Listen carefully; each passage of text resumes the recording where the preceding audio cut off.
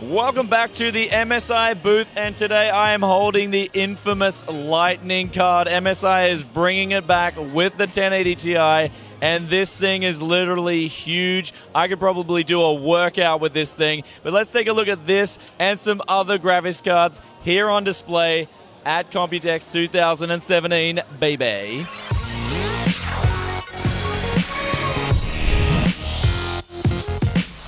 2017's Computex coverage for tech. Yes, City was brought to you by MSI and Corsair, and for a limited time only, you can get a free copy of Ghost Recon's Wildlands Deluxe Edition with any purchase of an MSI product. Click the link in the description below to find out more. So here is the Lightning here in the flesh. I've got a hands-on with this product, and now I got to learn a lot more about it as well. We have 3 PCIe 8-pin connections, so this thing will be designed for extreme overclocking, but also the air cooler is a triple, I believe it might even be bigger than a triple slot, is absolutely huge. You've got RGB lighting on the side and on the rear of the card, and also talking about the rear of the card, they are putting a heat pipe on the rear of the card to help with cooling. How well that's going to be in the real world, I don't know yet, but I'm guessing it may do a pretty decent job since it does, of course, incorporate a copper heat pipe directly linked. And, of course, on the front you have 3 massive fans, with the middle fan being a 2.0 design. So they're telling me it's a complete revamp of the cooler and also the fans. And of the rear there, you've got your display outs, 2 display outs, 2 HDMI 2.0 and 1 DVI. So absolutely phenomenal card. And, of course, looking at the VRM, we have an 18-phase design, 14 plus 3 plus 1 for the PLL, so 3 phases for the memory, 14 phases for the V-Core, and we are good to go. Taking a closer look at the specs on the Lightning Z, it comes with 3 profiles out of the box. This is silent, which boosts up to 1582 MHz. There's also the gaming mode, where this is the default out-of-the-box setting, which will go up to 1695 MHz on the core, and then there is the Lightning mode, which boosts all the way up to 1721 MHz on the core. The memory itself, I'm also told out of the factory, is coming in at 11.1 gigabits per second, so it is a boost up on the original 1080 Ti. Now, with the power consumption, there is a rating of 350 watts TDP, which is a huge 100 watts above the factory 1080 Ti Founders Edition. Also included on this graphics card is, of course, that dual BIOS switch for LN2 overclocking, and in that second mode you do have pretty much all the limits removed, so you generally don't have to go back and put on or flash a custom BIOS. And it's also another good thing for modders in that you don't have to worry too much about coming into a bad VBIOS flash on your card.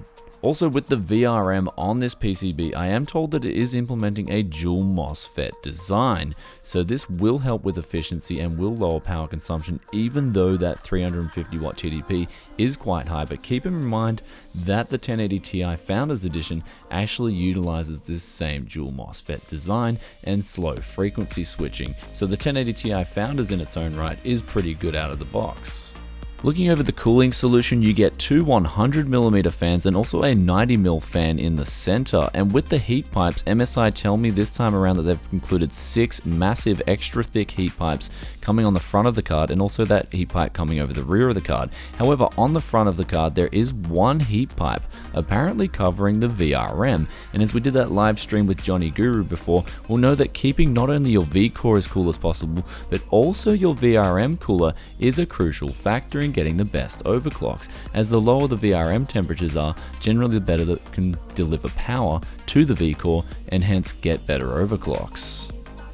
Also, this time around, MSI have included RGB lighting both on the rear of the card and on the side logo, which can be connected via the Mystic lighting software. And this sort of glows through with a clear translucent sort of matte plastic, so it's not in your face and it does look very subtle.